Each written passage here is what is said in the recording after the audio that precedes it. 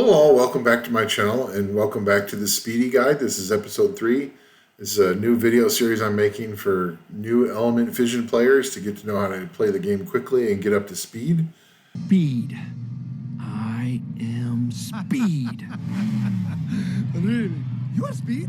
Then Francesco is triple speed. Francesco is triple speed. So in this episode I want to talk about my boxing club speed team. We got a couple of lucky summons early on. And on day 5, you can see now we're on day 7, but on day 5 we had the team basically ready, but we needed better gear. And it actually took 2 days of farming to get that gear. And it was just constant farming all day. All I've been doing the last 2 days is running boxing club. I started on B7. And then once I got a little bit better gear, I went up to B8, a little bit better gear up to B9, and then a little bit better gear up to B10. And it's not 100% yet on B10, but I've had some 20 runs where there were no fails, and the highest number of fails was 4 fails in 20 runs. And to me, that's worth it to get the better gear from B10 rather than playing it safe on B9. And so the main point of this video is to go through my speed team for Boxing Club 10, and then we're going to do some summons, and we'll briefly talk about, well, if you don't get the Bookworm and the Ninrat, what can you do until you get them? So this is a pretty standard team, and you can see here, if you want to pause the video, you can see the speeds on each of these monsters, but the Tree Popo Rider is the lead to give 25% extra attack power to the Bookworm. And she's the first one to move. And then the second one to move is the Steelwings. And then the third one is the Bookworm to clear the waves. And then the Ninrat goes to clear the mid-boss and the final boss with the help of the Ghost Pirate Captain. So it's all tree units. First we'll show the gear, which is not very good still, but it's good enough to get the speed runs going. So the average on this is about 1 minute and 20 seconds, maybe 1 minute 15. And once I get better gear, we should be able to drop it below 1 minute, no problem. So the Tree Popo Rider is first. And you just want her on Inspire and Protect if you have it, just to use her pretty decent HP. Use the Protect gear to create a shield that will allow you to take 1 or 2 hits from the boss in the dungeon. So she's on Luck Rate, HP, Accuracy. And then if you look at her stats, it's just a lot of HP, a decent amount of defense. She doesn't need much speed. And she's not even fully skilled up yet, although she definitely would be better if she was fully skilled. Another reason for doing this video tonight is I want to do some summons. You need around 80% accuracy to pretty much land your debuffs every time. None of the gear is grinded yet because we haven't even attempted the Abyss yet. I'm hoping that we can get the Tree Gunslinger tonight so that can happen. So that's the Tree Popo Rider. Tree Steelwings is also on Luck Rate, Defense, Accuracy. And you can see that he's on Bash Gear right now. He doesn't need to be on Bash Gear. It's just to help control the waves a little bit when the Bookworm derps and doesn't do the proper skills. Eventually you want your Tree Steelwings on all Inspires to make it easier to kill. Now that we've got the proper speed tuning done and the Tree Bookworm can kill the waves, then we need to switch him over to all Inspire. I haven't done that yet. And up next is the Tree Bookworm, and she's on minimal gear for level 10. She really needs better gear.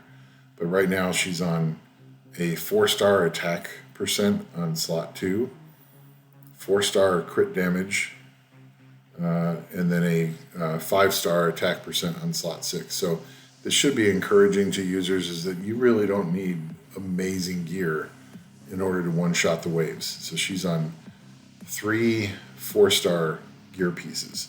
So you can see her attack power in total is around 3,000, and then crit rate is 80. We actually would like to see that at 85 because she gets an additional 15% from elemental advantage. So if you have 85% crit rate, she has a 100% chance to crit, and then she won't miss crits on the waves. 150% crit damage is kind of minimal. And if you got up over 200, it would be way better. So you want to make sure that his skill 3 is max skilled so that it's available when you encounter both waves. If it's not fully skilled, it won't be ready, and it's going to slow down your runs. It can even make them fail. Don't really need accuracy. You don't really need resistance that much. They certainly help, but they're not needed. So that's the tree bookworm. And then the tree Ninrat is also on barely acceptable gear. Still waiting for better gear for the tree Ninrat too. Luck rate, crit rate, accuracy. And you need to really make sure that the tree Ninrat is on 85% accuracy. I have it on 100 right now. I'd like to switch it eventually to crit damage so that the mouse actually does more of its own damage. But I don't have a good crit damage rune right now.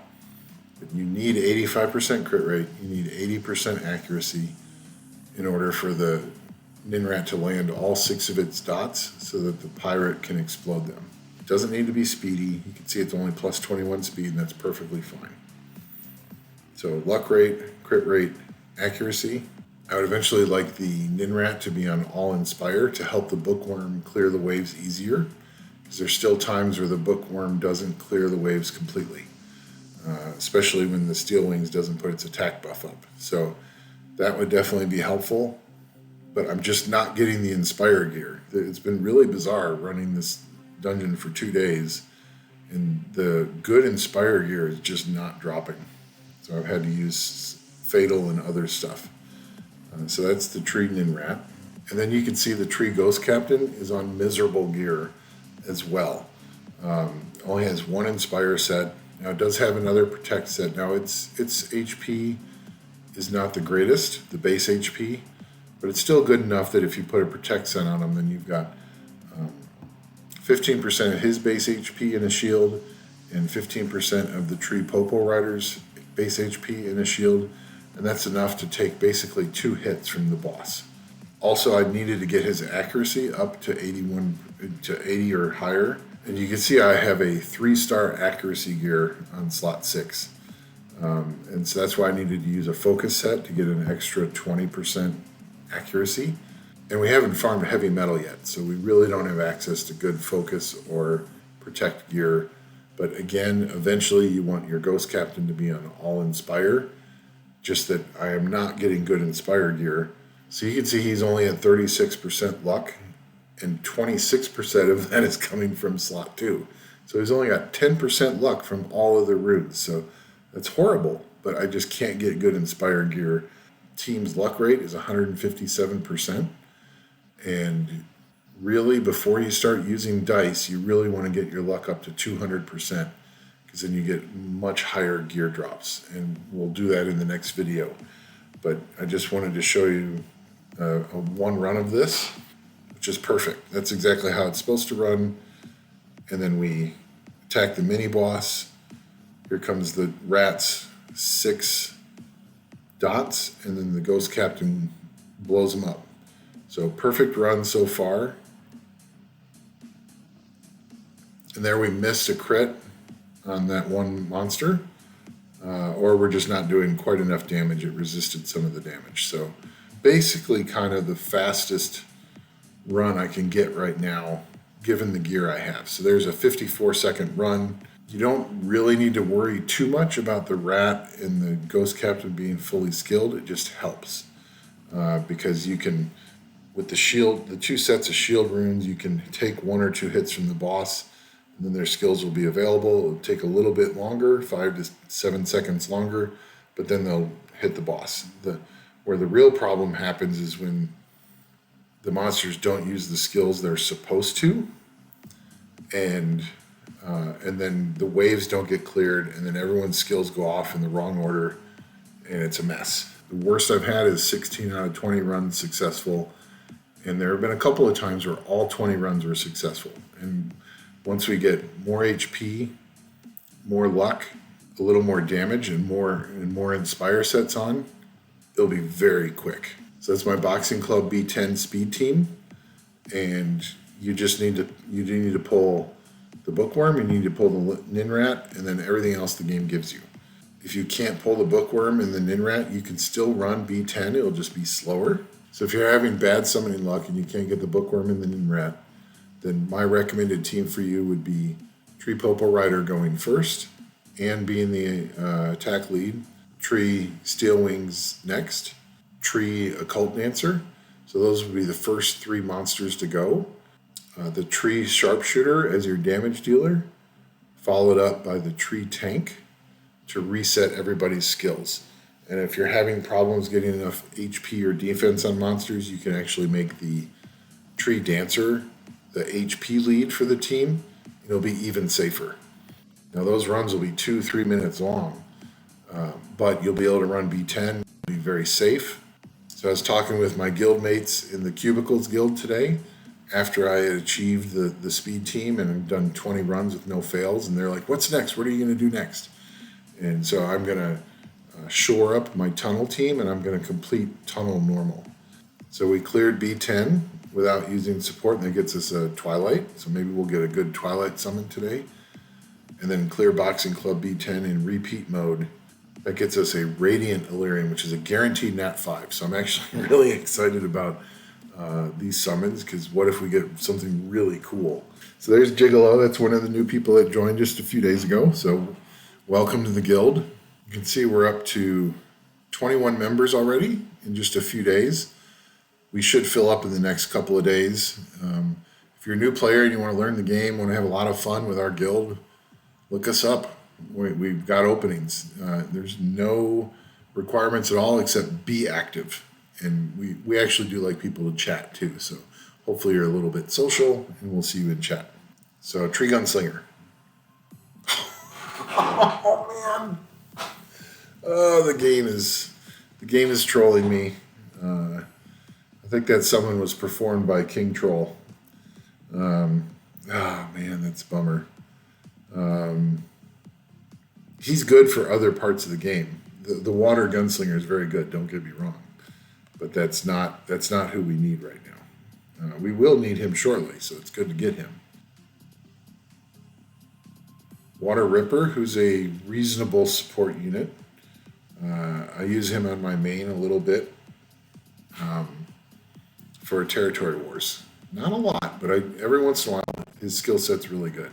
The other reason we really wanted to do summons is that we need a lot of 3-star skill ups. So this is going to give us some of those. Ooh, more.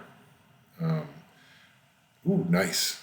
A lot of Popo Rider skill ups. And last summon Lightning. Tree String Maid. She's okay. I think we actually already pulled her. Okay, we're going to pull the powerful Tree Illyrium because we want to see if we can get the Tree Gunslinger. Come on, Tree Gunslinger would be awesome. Tree Archon, he's good, but not what we're looking for. We've got to get that Tree Gunslinger. So we've got him. The IVs aren't great, but I don't care. That's outstanding. So here comes our Nat 5 for solving Boxing 10. Oh, man, that's awesome. Tree Specialist is really, really good for Abyss and Tunnel. There are better. I could have gotten the Water Sorcerer. I could have gotten maybe the Water Nurse or something, but Tree Specialist is really, really good. So I'm excited. I am very happy about that. So, man, we are getting some good summons on this account. And we are going to summon our 3 Twilights because it would be really nice to get the Dark Sharpshooter. And we're not hoping for much beyond that. The Dark Clockwork would also be really good for Territory Wars. So let's see who we can get here. Dark Spider needs a buff. Not a good unit. That's kind of disappointing. Light Dome, with 7 HP. Light Dome is good for Territory Wars. She's a strong unit for that. She's a really good tank against dark units. Dark Popo Rider is not exciting. So it's not really what we wanted out of Twilights, but it's okay. We got the Tree Gunslinger and we got the Tree Specialist, which is perfect for what we need to do next. If you want to follow along on this guide and kind of build the same as what I'm doing, Just get the same summons I'm getting because they're awesome. Your life is really simple. Anyway, I hope you're enjoying the series. And if you have any questions, feel free to drop them in the YouTube comments or come join us in the Cubicles Guild. And until the next video, see ya.